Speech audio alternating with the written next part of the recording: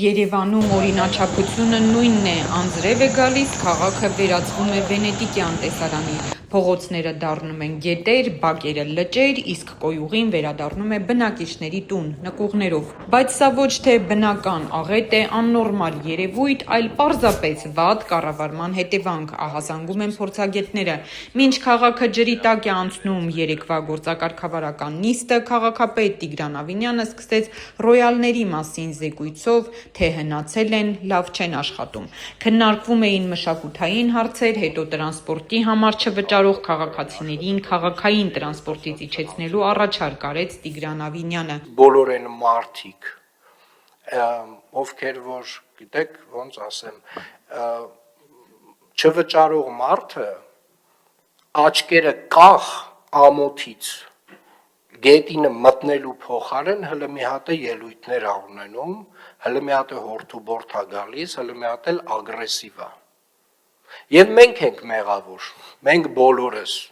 Այնուհետև անցան դպրոցահասակների հեռախոսների սահմանափակումներին, բայց մայրաքաղաքի ամենօրյա անհարմարությունը, ջրահեռացման կոլապսը օրակարգային հարց չդարձավ, իսկ ինչի հետևանք է վենետիկյան Երևանը։ Քաղաքային պլանավորման մասնագետները տևական ժամանակ ահազանգում են, որ անհաշվարկ շինթույլտվությունները հանգեցնելու է կոլապսի։ Արմլուր լրատվականը պաշտոնական աղբյուրներից պարզեց, որ 2018 թվականի համեմատ շինթույլտվությունները ավելի քան եռապատկվել են, իսկ 2015 թվականի համեմատ քառապատկվել։ Միայն 2023 թվականին տրվել է 4448 շինթույլտվություն 2018 թվականի 1480-ի դիմաց։ Միաժամանակ ավարտին է հասցվել 599 շինարարություն 2018 թվականի համեմատ 532։ 2024-ի առաջին 5 ամիսներին արդեն տրվել է 1723 շինթույլտվություն և 238 ավարտական ակտ։ 2025 թվականի ընթացքում Երևանի քաղաքապետարանը հավանություն է տվել 110 խոշոր քաղաքաշինական ծրագրի նախագծի, միաժամանակ երկարաձգվել է 241 շինարարության թույլտվություն, տրամադրվել է 88 նոր շինթույլտվություն, իսկ 107-ի դեպքում իրականացվել է վերահամաձայնեցում։ Մինչ այդ նկատենք, որ շինարարական այս ամբողջ բեռը կրում է խորհրդային ժամանակներից ժառանգած ջրահեռացման համակարգը։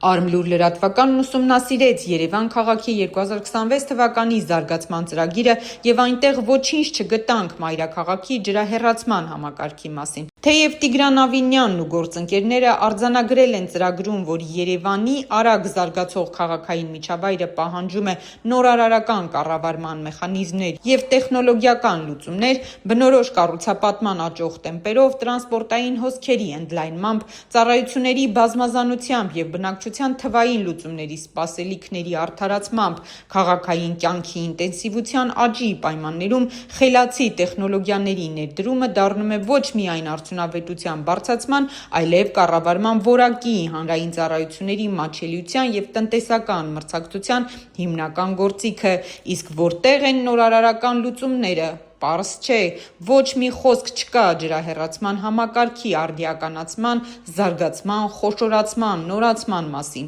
Իհարկե գեղեցիկ է հնչում նորարարական կառավարման մեխանիզմներ և խելացի տեխնոլոգիաներ, բայց տարրական ենթակառուցվածքները բացակայում են։ Ամեն ամիս մեկին մեքենա վերանորոգման ենք տանում են։ Շատ ահավոր է ճանապարհների վիճակը իրականում, որովհետև ամեն 2 մետրը մեկ ինչ-որ որոշակի փոս է և բնականաբար ինչը վերում է մեքենայի խափանման, որ հետագայում դու ավելի քո ծախսը մեծանում է, փոխարենը նորմալ ճանապարհներով վարես քո մեքենան։ Մեր տան մեջ 3 թե 4 մեկ է, 4 զավակներ սաղսը վարում են։ Եթե վեկալ ենք ընդհանուր տան բյուջեով, ահռելի բյուջե է, որ մենք վճարում ենք ճանապարհի համար եւ փոխարենը ինչա տալի պետությունը մեզ, շատ դժգոհ ենք։ Գոնե փոխհատուցն է ամենակարևորը։ Սարքելն է հենց տեսնենք, հեսա, սա խոսա։ Գոնենք ինչ կլինի։ Հոկտեմբերին էս շենքի համար ջրատար էին կառուցում, այդ դրա համար է ասֆալտապատ է ու վсё։ Մեքենա ունեմ, դեռ չեմ տուժել։ Բայց այդ ընկերներից, ծանոթներից բողոքողներ եղել են։ Այո։ Շատ են Անիվ բողոքել։ են ծաղկել, անվահեց են ջարդել։ Եղել են դեպքեր։ Եթե ճանապարհների ոչ մեկն ուշադրություն չի դարձնում, ինչ պետք է լինի։ Հետևը պետք է լինի Աբարանի գյուղերի ճանապարհը, ոչ թե մայրաքաղաքի։ Դուք վնաս կրել եք։ Եթե ասեմ չեք հավատակ, 4 հատ ամորտիզատոր, ռուլովոյ կալոնկա, ստոյկա, շարավո, ճագա, էլի ասեմ։ Քաղաքապետանից գոհ եք դուք։ Ինչ աշխատանքներ պիտի անի, որ չի անում։ Տիգրան Ավինյանին ինչ ունեք փոխանցելու։ Թող ուտի խմի պարկի քնի։ Իր աշխատանքը նրա խելքի բանը չի։ Այսպիսով, քանի դեռ քաղաքը կառուցվում է առանց իր հնարավորությունները հաշվարկելու, ամեն հաջորդ անձրև պարզապես կրկնելու է նույն հարցը՝ ով է պատասխանատու Երևանի վենետիկյան տեսարանի համար կամ որտեղից ձեռք բերել գոնդոլաներ։